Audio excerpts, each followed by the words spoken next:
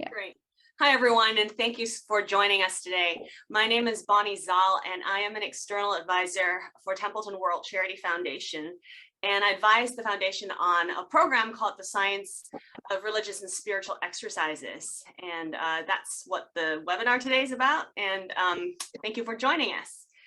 So I'll just begin with a quick introduction about Templeton World Charity Foundation.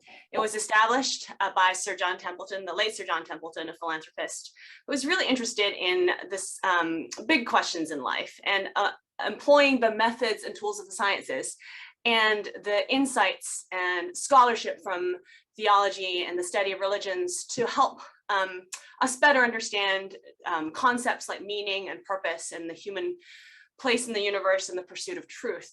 And the foundation's mission is really to share generate spiritual discoveries and to share these with people so that they can live more meaningful and purposeful lives. And at the moment, the foundation funds over 300 projects in over, I think, 50 countries. 50 countries, that's right. And as part of the foundation's 5-year strategy, which started, I believe, in 2021, the foundation has committed over $50 million to support new scientific research on the topic of human flourishing and to translate related discoveries into practical tools. And part of this strategy is that there's a sense that scientific discoveries that are informed by and inspired by the greatest of the world's spiritual and religious wisdom should link to practical tools that make an impact on people's lives. And so the 5-year strategy will focus on making a contribution to a pipeline of innovations that aim at improving different aspects of human life and lead to human flourishing. And it's not, the foundation's really clear that it's not just interested in making interesting scientific discoveries, but also making discoveries that have the potential to be translated into tools and practices and practical wisdom that could be beneficial for individuals. And these tools and innovations should be evidence informed and can be rigorously tested. So as part of that, as I mentioned, there's sort of three, the pipeline, though the work is not necessarily linear in this way, the grants, they're not necessarily linear, is that there's an element of discovery work, discovery research, scientific research that can help us understand the nature of, but also helps us to understand what can promote physical, mental, social, and spiritual well-being. There's a stage in the pipeline that's about translating these findings into practical innovations like new practices or interventions or new modalities. These could be, if you think of it it's not a perfect analogy, but if you think of a drug development pipeline, there's a kind of efficacy and effectiveness testing of these tools. And so we're borrowing from that kind of pipeline model to think about grants for that the foundation supports. And lastly, the third stage is launching these resources and tools so that they can make an impact. So that's the kind of bigger picture for TWCF in the next 5 years. And I think we're just going to circle back to this topic of flourishing, this concept of flourishing, which has a very long tradition in philosophical and theological scholarship, but also increasingly in the sciences. And so how does TWCF think about human flourishing? First, it's that it's definitely multidimensional and holistic, and it's not just wellness in one domain, but it encompasses multiple domains. It connotes a sense of goodness and growth, and is kind of defined in opposition to the idea of languishing. Flourishing can be both a momentary state. One can describe one's current state as one in which one is flourishing, but it can also be seen as an aspirational goal. And importantly, flourishing kind of unfolds over the lifespan. So it's not like you have it, you don't have it, but it is partly an unfolding process. We think human flourishing can be understood and analyzed at multiple levels, so that within the individual, but also in the context of relationships, in the context of groups, and obviously society. And flourishing in a practical and policy sense, it is differentiated from survival. So that's sort of the broadest way in which TWCF is conceptualizing flourishing, and is obviously open to different operational definitions of it in different kinds of research projects. But these kind of features are what we look for in how people operationalize human flourishing. So that's the flourishing part, and onto the science of religious and spiritual exercises part. So this is actually a second call for proposals for this initiative. We made a call for proposals about 2 years ago now, and last year, which resulted in about 10 projects being funded last year, and all of which started in 2022. And in looking at the portfolio of project and the portfolio of grants that were awarded, we felt that there were some gaps that we'd like to address. And so a decision was made to do a second call for proposals to try to fill those gaps.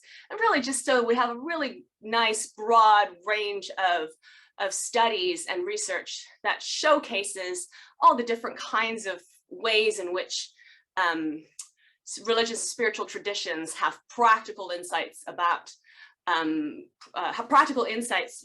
for cultivating lives that could lead to flourishing and well-being related outcomes. And so the call is open to religious and spiritual exercises from a range of traditions, Western, Eastern, and indigenous traditions. We're particularly interested in research on practices and questions that have been neglected. We're aware of a number of other funders that tend to also work in this space, for example, the Fetzer Institute and the Mind and Life Institute.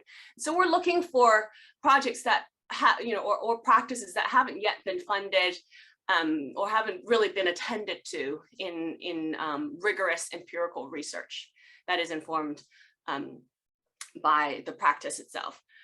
It also should be something that's not already funded by TWCF. So unfortunately, there are a number of practices that have been funded as part of the first request for proposals, and we will not be, people can submit applications to them, but those will not be prioritized. Practices that are already covered won't be prioritized. It's very important that the proposed work includes an authentic operational definition of the practice. And by that, we mean not seeing a practice just in kind of mechanistic, just in behavioral or just in cognitive terms, but to actually define and study the spiritual exercise as it encompasses the meanings, the frameworks, the kind of philosophical frameworks in which that practice is embedded. So we don't want to reduce the practice just to sort of the mechanistic or functional parts, even though, of course, I suppose the kind of quantitative research that we're interested in has to be methodologically naturalistic. That said, we want to see an authentic operational definition of the practice. We are interested in practices that are rooted in and directly traceable to a specific religious or spiritual tradition. And we're interested in practices that have potential to inform the development of scalable tools or programs that can lead to flourishing. And what we mean by that is there are many practices that may have functional benefits of various kinds, but are maybe very demanding or difficult to kind of engage with unless you're in a very particular context or in a very particular environment. And while those are obviously will be conceptually and empirically interesting, those are less likely to be prioritized in this. So we want to just find out more about what people can do, what people in their everyday lives can do as they draw on the wisdom from religious and spiritual traditions to help themselves and to what they perceive to be making a difference in their lives. So we are looking for projects that investigate with the potential causal relationships between the practice of a religious or spiritual exercise and flourishing-related outcomes in individuals or in groups. And as I mentioned before, we take a holistic, multidimensional definition of human flourishing that also takes into account changes across the lifespan, that sometimes practices may lead to certain short-term outcomes and certain longer-term outcomes, and those may not necessarily be a linear relationship. So, but nevertheless, we are interested in understanding the causal relationships between practice and between certain kinds of outcomes associated with flourishing. We're interested in projects that attempt to identify, to test, and to confirm so-called active ingredients of religious and spiritual exercises to understand how they work. Again, back to not wanting to reduce practices down only to their constituent parts, but to nevertheless recognize that there are going to be different kind of active ingredients at work that might make a spiritual exercise beneficial to people who practice them.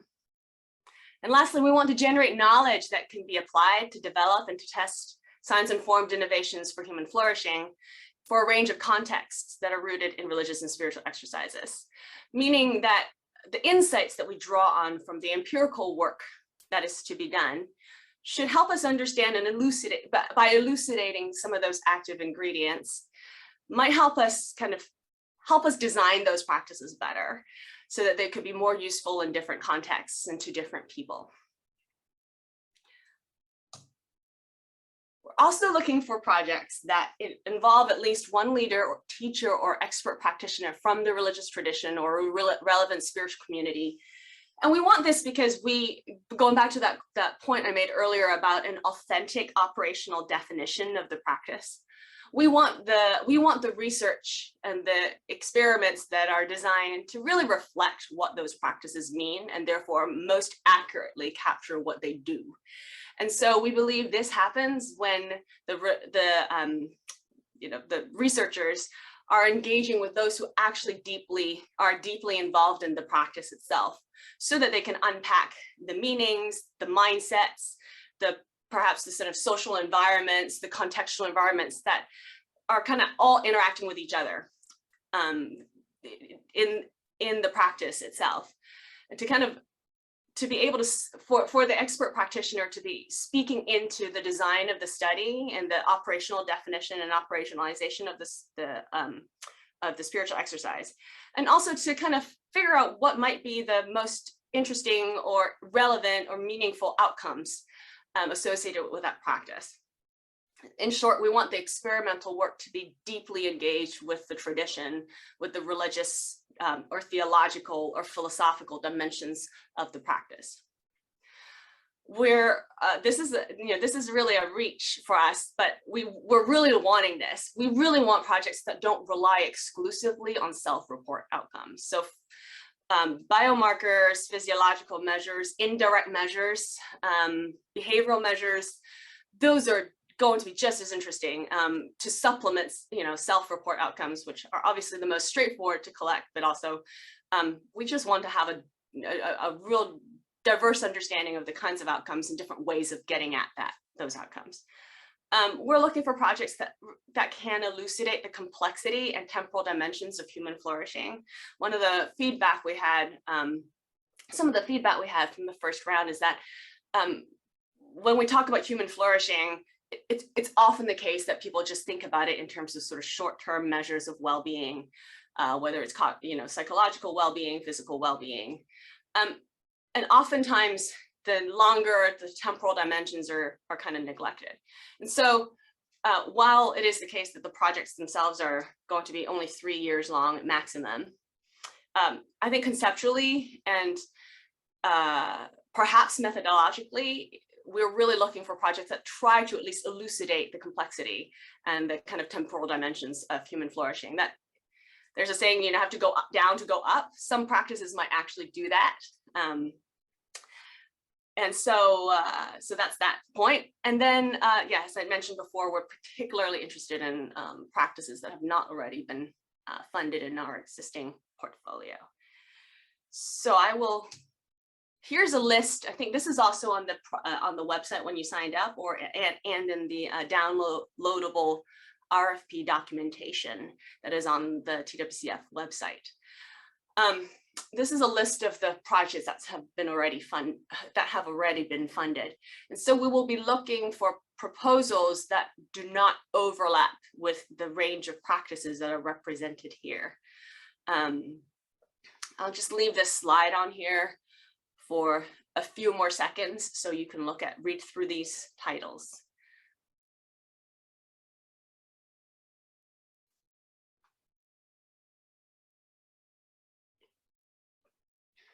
Great.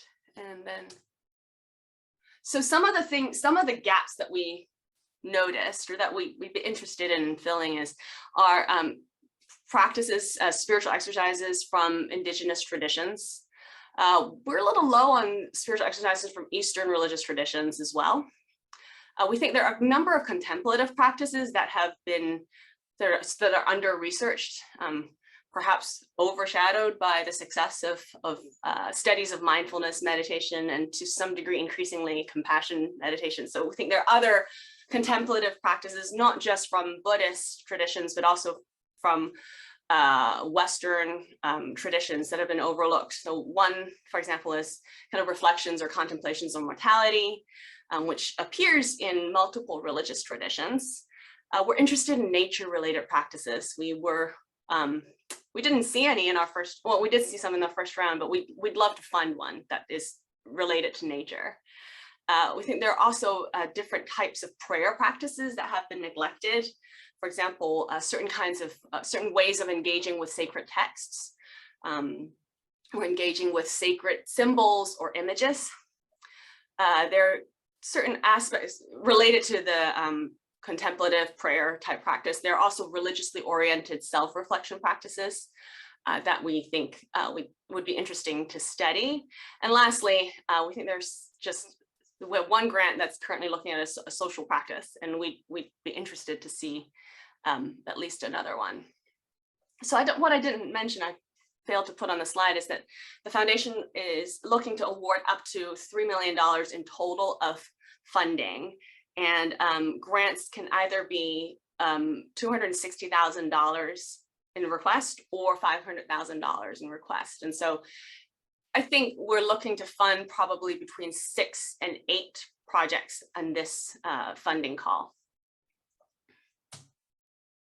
So what are projects that are out of scope?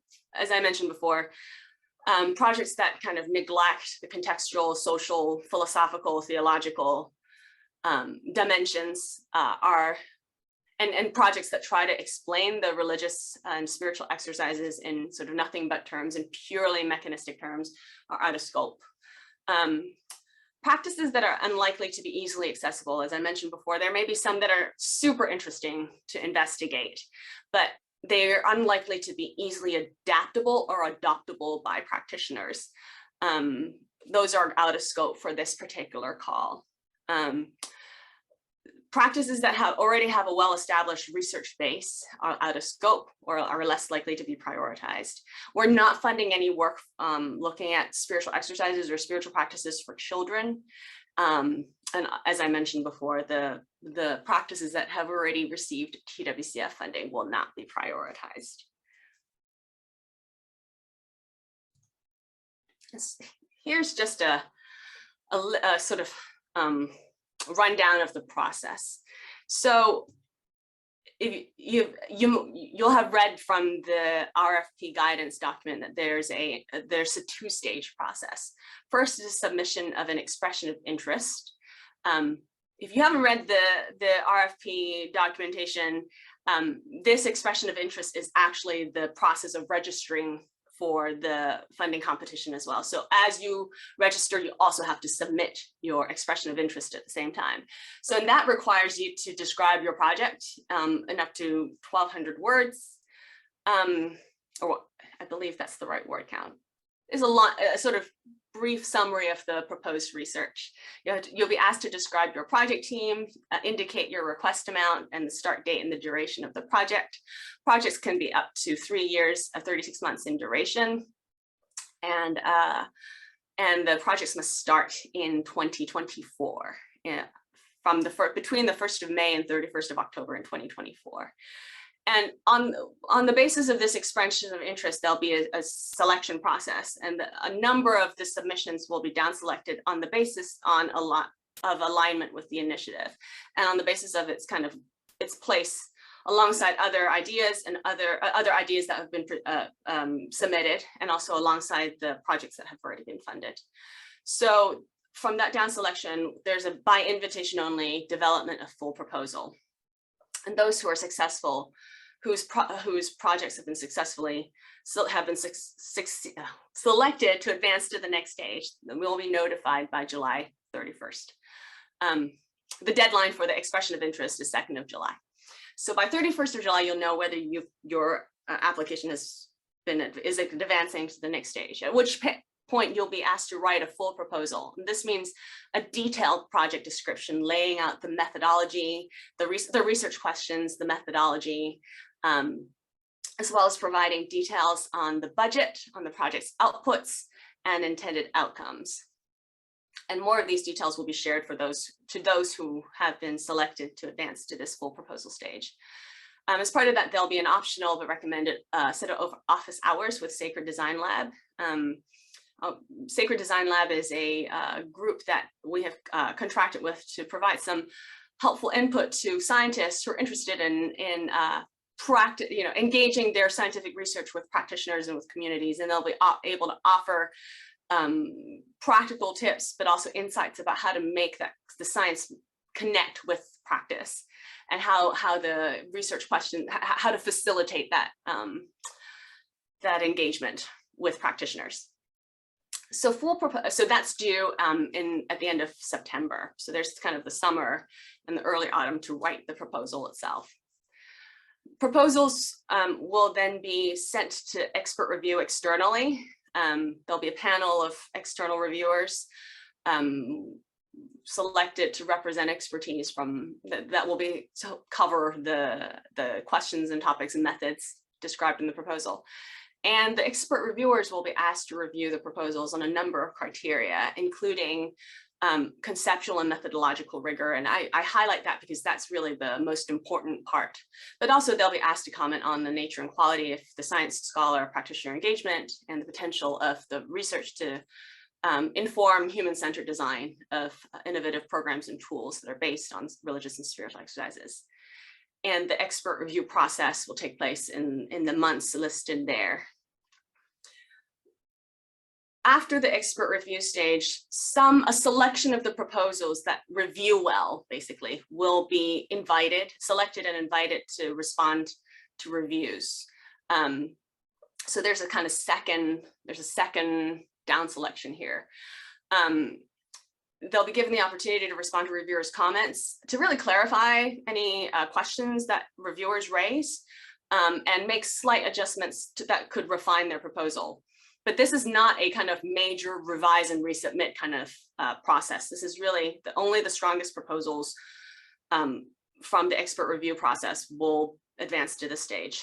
And these strongest proposals will then be recommended to the trustees of the foundation, who will make the final decision. So they'll make the final decision in in February, and the outcome will be announced or communicated in early March, and with the earliest start date of a project being 1st of May, 2024. So I'm going to give a quick overview of the review criteria. These review criteria were used for the first round of proposals, so we're applying them again for this second call for proposals. First is fit with the initiative's aims. I'm not going to read these aloud. I'll let you all read them and follow them as we go along. The second is the strength of the researcher and practitioner engagement. Again, because the engagement with the practitioners to have an authentic operational definition of the practices is so important. We are asking reviewers to assess the strength of that engagement as reflected in the activities described in the project description. The third, and perhaps the most important one, is conceptual and methodological rigor. Is there any, the potential for scientific impact is also important. Potential for practitioner impact. Cultural impact, though this is very challenging, and I think nevertheless, we do think that we would like to fund projects that are likely to make contributions to a broader cultural understanding and appreciation of religious and spiritual exercises, recognizing that oftentimes they're underappreciated and under-recognized. And we want to stimulate greater curiosity and openness to some of these practices. So we're looking for projects that will have activities that may generate broader cultural understanding and curiosity about them. And lastly, the proposal will be reviewed on the expertise and capacity of the team to carry out the project successfully. And lastly, just to sum up, the goal, the sort of longer term downstream goal of this initiative, and which sits under TWCF's broader umbrella of work that aims to help us understand and promote flourishing, is really threefold. We want to recognize the importance of the spiritual dimension of life as critical to human flourishing, whether as experienced and expressed within or outside of religious institutions. We want these tools and practices to have been subject to rigorous scientific research and testing so that we can be confident of their effectiveness and their potential positively impact. And lastly, we are interested in we want to be informing tools that are genuinely designed for people. We want to be thinking about user perspectives at the forefront of the design process. And yes, while this initiative is really the science of religious and spiritual exercises, we are also thinking about how to encourage innovation of religious and spiritual exercises and designing them for people so that those who are interested in them would find them useful and adaptable and adoptable in their lives and in their contexts. So I am doing really well on time. So I think, thank you for your interest. And at this point, I'd be happy to take questions. This webinar is recorded. I think we will be making the recording available. I'm not entirely sure how we'll do that yet, whether it'll just be available on the website or whether it'll be requested, but there is a recording of this webinar. We will also take any questions from today and turn that into a kind of Q&A fact sheet. So none of the things I shared is not, it is in addition to what's already available on the website, but we will have some sort of questions and answers document put on the website after the webinar is over. So with that, Andrika, we have three questions. We have three questions in the Q&A. The first is kind of easy. Cecilia wants you to put up the first two slides again, please. Let's go back to that just so she can look at that. First two slides? Yeah. This one? Who are we? Is that what you're looking for? Okay. And while is it this one or is it this one? Or is it this one? They're quite sorry. Okay. Our first question is, are you prioritizing proposals that are global in perspective? That is more than one culture? We're not necessarily prioritizing cross-cultural or necessarily comparative approaches. So I think there are a couple in the list of funded projects already. Let me see if I can get that up. That are kind of comparative. So one or two of them are, like, I think, yeah, two or three of them are comparative. So we are not we're not prioritizing them. Like, we're not going to say the ones that are global in perspective or more than one culture will have greater priority over the others. I think fundamentally, at the end of the day, it's about the quality of the conceptual and methodological quality and its fit in the kind of constellation of grants that have already been funded. Thanks, Thank you. Regarding practices that are similar to those currently funded in the initiative, if there is a similar aspect, for example, fasting, but occurring in a different religious spiritual tradition and hold different meaning within the tradition than in one currently funded by TWCF, would that be viewed as a practice that is different from those currently funded? The the short answer is yes, it would be seen as, no, the short answer is that it would not be seen as different. So let me put it this way, we won't fund another project on fasting, but we may fund another project on a kind of prayer. So the Christian practice of lament, that is actually a kind of prayer practice. And as I mentioned in the list earlier, there are other forms of contemplative practices, which in some traditions may be understood as prayer. We would be open to those, but it is high. I'm almost certain the foundation will not fund another project on fasting. Thank you. Our next question is it okay to submit proposals that includes research on multiple practices and traditions? Yes, it is. And in fact, some of the funded projects do look at different traditions. The same kind of, from the outside, it looks kind of the same, but obviously from the inside, it's very different. But from the outside, it looks very similar across different traditions. And we do have some of those projects already. Great. Thank you. Kevin, would you like to type your question in, or would you like to say it? You can speak. Oh, if I can speak, that would be easier and quicker, I guess. So we are gonna attempt to look at acceptance, and we like acceptance because it's kind of a component of many spiritual practices, most prominently Buddhism, but also, for example, Christianity. So we're gonna embed it within like a mindfulness context because it's so popular. So the first question would be, would this fall under the category you mentioned of already having a well-established or rapidly growing research base, and therefore excluding it from your field of interest? I suppose how central, I mean, I understand mindfulness is actually a set of different kinds of practices.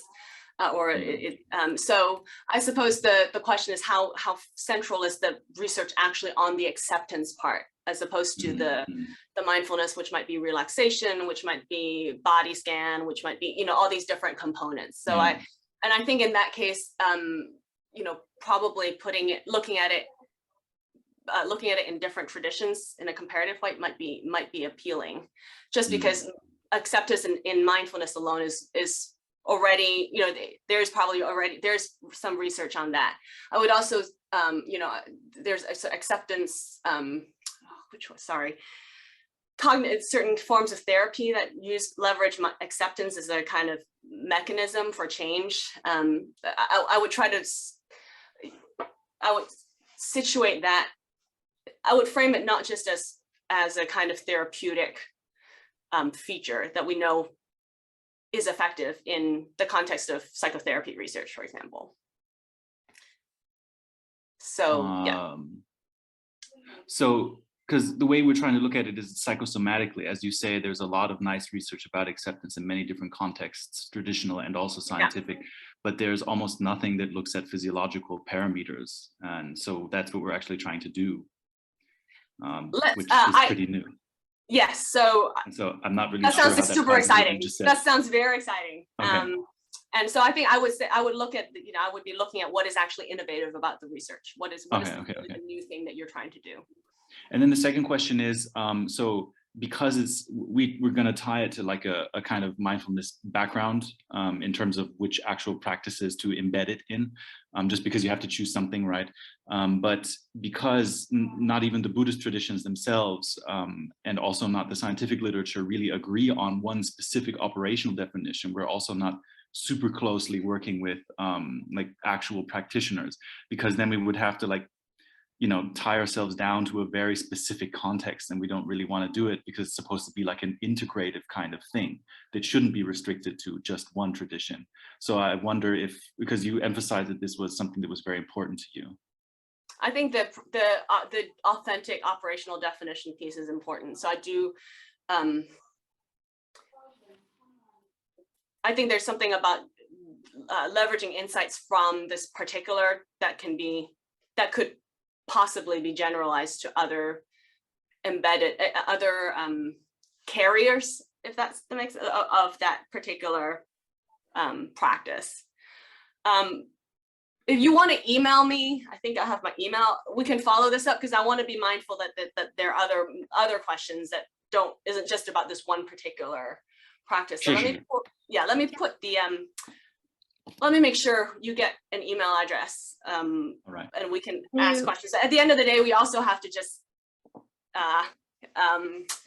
we'll see at the end of the day, the proposals will come in and we'll kind of look at them alongside each other. So Yeah. We can go back to that. I'm mindful Yeah. that there are other questions too. So Kevin, do you mind just sending me your email and then I'll shoot you an email after and we could. How? Oh, in the Q&A, sorry. Okay. In the All Q&A. right. I'll just do it in the Q&A. All right. Okay, Thank you so okay. much. thank you. And I apologize in advance for messing up your names, but the next person on my list is Nuchimi. Did I say that? Nahumi. Hi. Yes, Okay. that's okay. That's Nahumi. Hi, I'm from Jerusalem. Hi. And we are contemplating with a few ideas. And our main question is, can we research a practice that obviously is very dependent on certain religious practice, but we do believe that its meaning and ramification can be adapted in other religions and other, outside even the religious community, or it has to be that the same religious practice is what we are offering. Can we just look at a religious practice and say, okay, that's the idea behind it, and this is how it should be applied in other religions? Yes. So I think you would have to make sure the kinds of mindsets, framings, meanings. The question would be, how would the meanings and the mindsets that are associated with a practice transfer out of that context if those mindsets or those meaning systems are from one context? Okay, so just making sure that it's obviously with the it's going to be research, academic, based, scientifically based, but then, and okay, I think I understand it. Thank you. Wonderful. Our next question is, in terms of scientific rigor that goes beyond mechanistic approaches, would qualitative approaches such as an ethnographic or Phenomenological graphic? That's a great question. Sorry. So we do want quantitative, but we do think there's, in the best, to me, the best kinds of quantitative research is deeply informed by understanding the phenomenology. So I think if there's a way to pair the qualitative approach with the quantitative approach, that would be really appealing. Thank you. Great.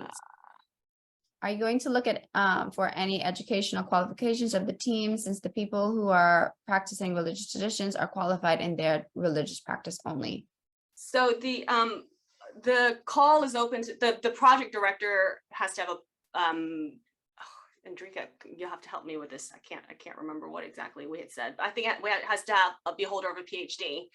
And the research methodology needs to be scientific. So we will be looking at the capacity for success, and on a case-by-case basis, we'll be looking at the team composition.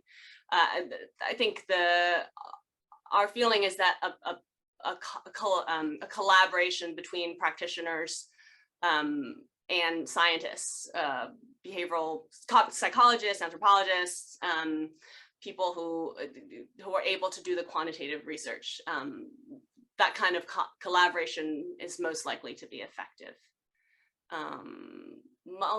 Multi-country implementation sites, yes, there's no restriction on geographical focus. Do you have definition of a spiritual exercise? Boundaries, restrictions, temporal, spatial. Yeah, what I've shared, which is that it has to be a practice that is, we define spiritual exercises as those that are repeatable sets of actions or patterns of cognitions that are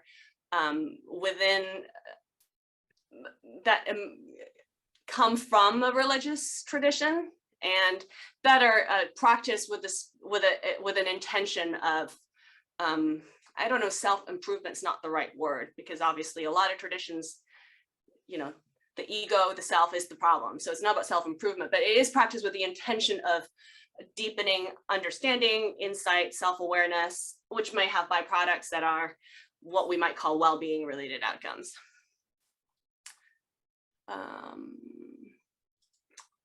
Are we looking for studies analyzing already existing panel data? We would be open to that. I guess it depends on the specific question and the specific practice. Spiritual dimension at university. Oh, that's a good question. I think I would emphasize the religious and spiritual exercise part rather than, it's the thing that I'm really interested in that happens in this context. Might it fit with this call? I would start with, is it a religious and spiritual exercise? And are you proposing a valid methodology for understanding its impact on the practitioners? And if that's the case, then there's not really a restriction as to whether it has to be university or outside university. Any previous experience in donor-funded project execution? No, but we do look for evidence of management of research funding and research grants, and successful completion of a previous project would be part of the assessment of capacity for success.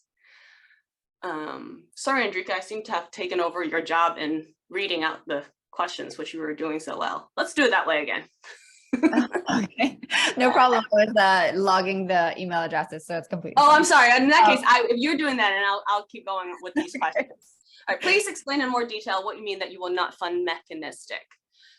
Well, we would like to fund projects that elucidate the active ingredients. So there is a little bit of like, what are the mechanisms at work? However, we believe that to really understand the practice as well, we have to understand the meaning. To understand the mechanisms, you have to understand the meanings of those practices. And so that's what we mean by we don't want projects that say spiritual exercises is nothing but yoga is nothing but a series of movements. Like many people practice yoga thinking it's a series of movements, but there's a lot more to yoga than just poses. And so we want to understand the spiritual exercises as not just this it's just this. We don't want that kind of project. Interested in spiritual practices among non-religious people? That's a great question. I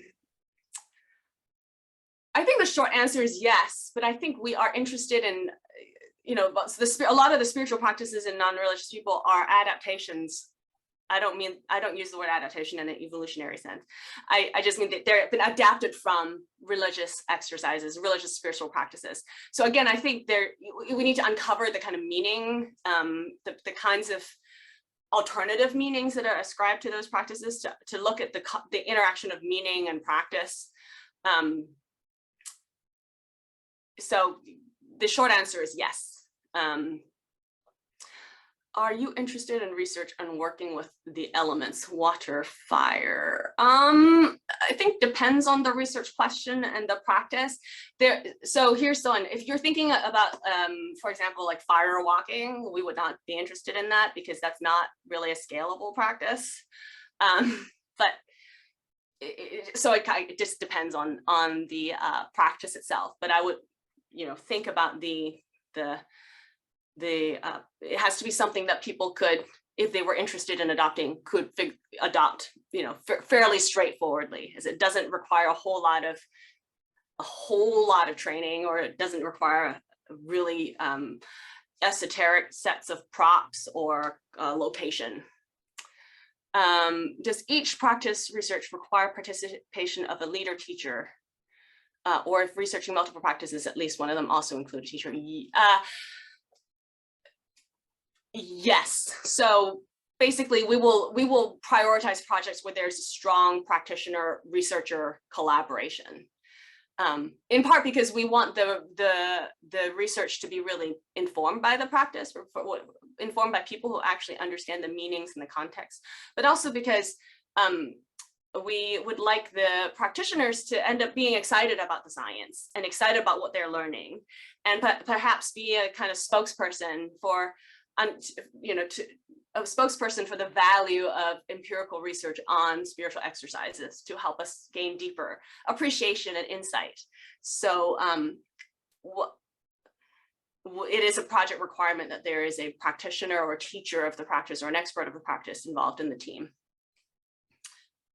Deep relationality and ecological belonging. Reality so we do have one project that is looking at relationality and ecological belonging already, but I understand there's sort of a host of practices that achieve those two kinds of aims, or within the focus on deep relationality, there are lots of different things that can be done. So yes, within the indigenous worldview, we would be open to other kinds of practices that also are situated in that kind of worldview.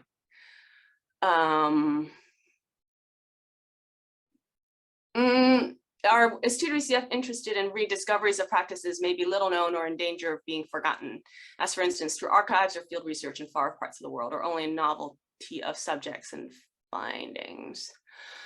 I think we're interested in good science on interesting practices that are potentially scalable and adoptable. So I would ask why they've been forgotten. There are many reasons why people practice things and not others, and this is a long process, partly of cultural evolution, the kind of practices that we have. So just immediately, I don't think we're not interested in. I suppose it depends on what the practice is and why it's worth being rediscovered and why it might have been forgotten. And is there a good reason that it was forgotten? And if not, and if it's worth rediscovering them, then I think that would be open. Comparison of effects of the same practices across both religious and non-religious people, yes. So like Lectio Divina is a great example of a text-based practice, and there are great questions about the type of text, the source of the text, and whether there's a corollary practice for the non-religious. No, would the proposal need to address the whole discovery to launch pipeline? No, it primarily should sit in discovery and saddles. It could sort of sit across discovery and development, but in both cases, it just needs to be rigorous, conceptual and empirical research. We actually are not looking for launch projects, though I mentioned that pipeline because that's ideally all funded projects could get to a launch phase if there's time and if there's additional resources. We're not expecting a single project to cover all three phases. Okay. Mixed methods acceptable, yes, though there has to be quantitative research in it.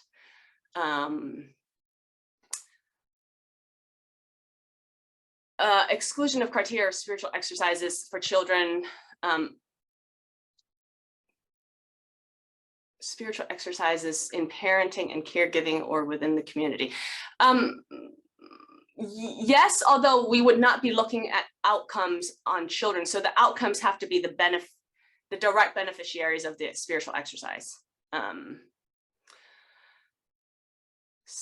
So the spiritual development in children is out of scope. Practices that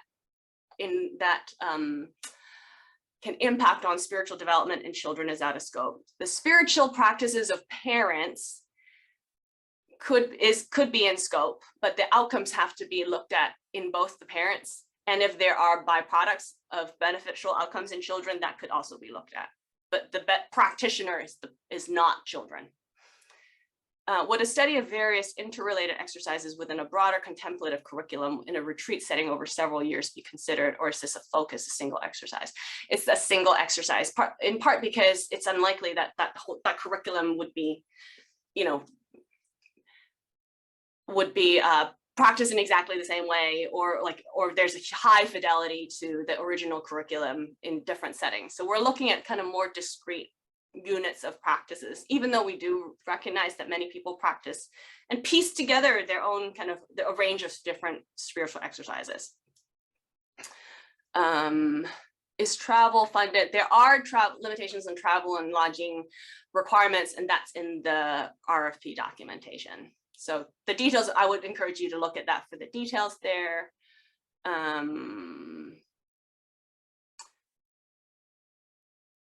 Whoa, that's a big question. Methods to support strong causal inference are complicated and expensive, agreed. Experimental studies, longitudinal studies, randomized clinical trials, computational simulation using causal models. What exactly do you have in mind? All of the above. Any of the above. Really, just anything that attempts to elucidate the causal, some aspect of causality would be in scope. So next question, would the proposal need to address the whole discovery to launch pipeline? No, it does not. It could be, yes, it can be primarily one phase, and if it should be in the discovery phase or the development phase. We're looking to collaborate with, there's so many more questions.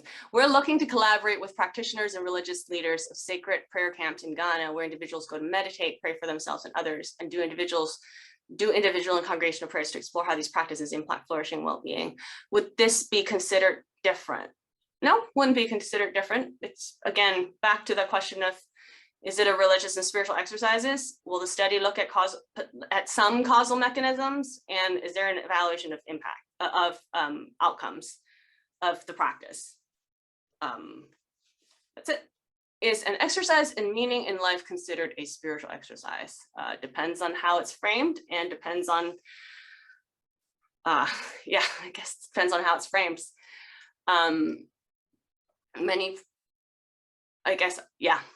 That's it. All right, so is the development of a mobile app or similar application a plus or not? Yes, it is certainly within scope, though we would be interested in really rigorously. It's not just the development. This is a project to understand how spiritual exercises work. So if there is an element of the project that is about developing an app or developing materials that could be used in an app, then that's fine. But this is, again, about how they work. Are practitioners defined as formal leaders, teachers of those practitioners, or can it include expert practitioners that are not necessarily teachers of the practice? I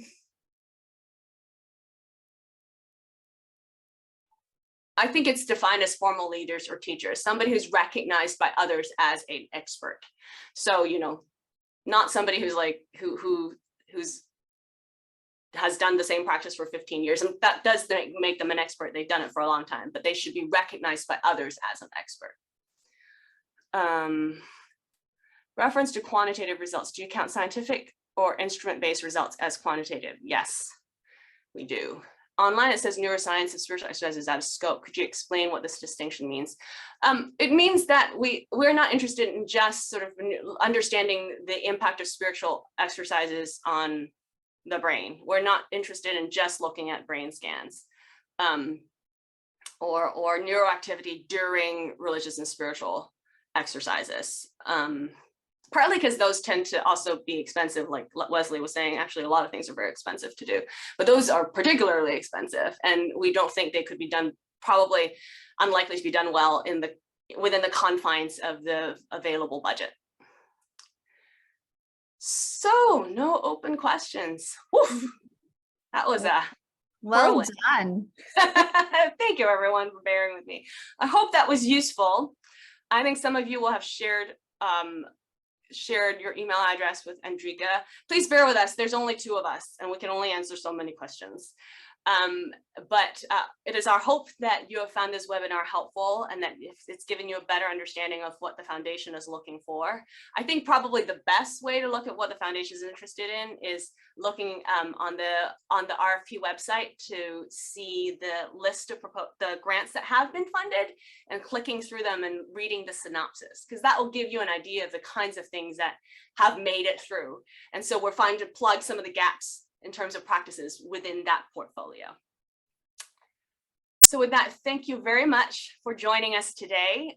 Andrika and Sherelle, if I end the webinar, are we able to access all the things that we still need to access? Have we saved everything? Yes, it should be fine. Thank you, Bonnie. Mm-hmm. And if you have any questions, our email addresses are on the website. All right, I'm going to leave, you know what I'm going to do? I'm going to leave this right here for another few minutes. Those who need to go, feel free to go. I'll leave this slide on here with our email addresses for another few minutes, and then I'll turn it off at the hour. So with that, thank you so much for joining us, and have a great rest of your day. Bye, everyone. Thank you. Thank you.